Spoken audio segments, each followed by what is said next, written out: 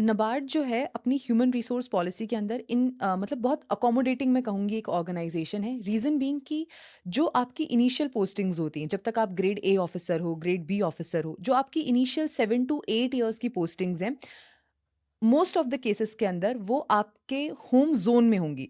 If not home state then home zone. Suppose अगर आप चंडीगढ़ से हैं तो आपकी पोस्टिंग ऐसा नहीं है कि चेन्नई हो जाएगी। आपको जयपुर, लखनऊ, जो ये सारे एरियाज हैं, मतलब आप अपने होम जोन में रहोगे। नॉर्थ का बंदा नॉर्थ जोन में रहेगा, साउथ से अगर कोई एस्पिरेंट है तो वो साउथ जोन में रहेगा। तो आपकी जो पोस्टिंग्स होती हैं वो मेजरली इनिशियल जो 7 to 8 ईयर्स की पोस्टिंग्स होती हैं वो आपके होम जोन में होती हैं। उसके बाद जैसे-जैसे आप हायर रैंक्स पे जाते हो तो वहाँ पे आपकी रिस्पॉन्सिबिलिटीज़ बढ़ जाती हैं। ज़्यादा रिस्पॉन्सिबिलिटी पे नबार्ड आपसे ये एक्सपेक्ट करता है कि आपका एक्सपोज़र ज़्यादा हो, आपने डाइवर्स स्टेट्स में, डाइवर्स फ़ील्ड्स में आपने काम किया हो, और जो कि एक ऑर्गेनाइज़ेशन के लिए एक्सपेक्ट करना बिल्कुल जेन्युइन बात है। क्योंकि इन फर्दर ईयर्स अगर आप एज़ अ सीजीएम कहीं पे सर्व कर रहे हैं या एज़ अ जीएम कहीं पे सर्व कर रहे हैं, तो आपका एक्सपोज़र, आपके डाइवर्स जो एक्सपीरियंसेस हैं वो ऑर्गेनाइजेशन के लिए बहुत ज़रूरी होते हैं। तो आफ्टर 7 to 8 ईयर्स आपको इंटर स्टेट ट्रांसफर्स भी मिलते हैं, आपको अपनी जोन के बाहर भी पोस्टिंग्स मिलती है।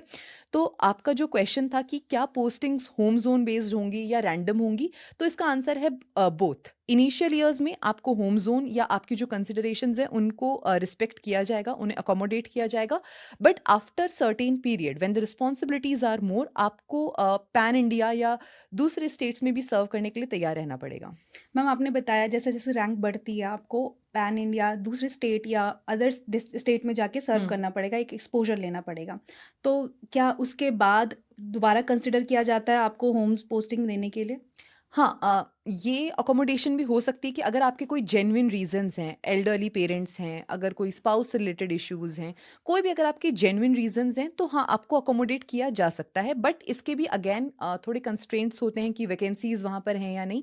तो कुछ कंस्ट्रेंट्स होते हैं जो कि ऑफ कोर्स एक ऑर्गेनाइज़ेशन के लिए भी ध्यान में रखना ज़रूरी है। बट येस, ओवरऑल नबार्ड एक अकोमोडेटिंग ऑर्गेनाइज़ेशन है, तो आपके अगर कोई जेन्युइन कंसर्न्स हैं, तो उनको अकोमोडेट किया जाता है यहाँ पे।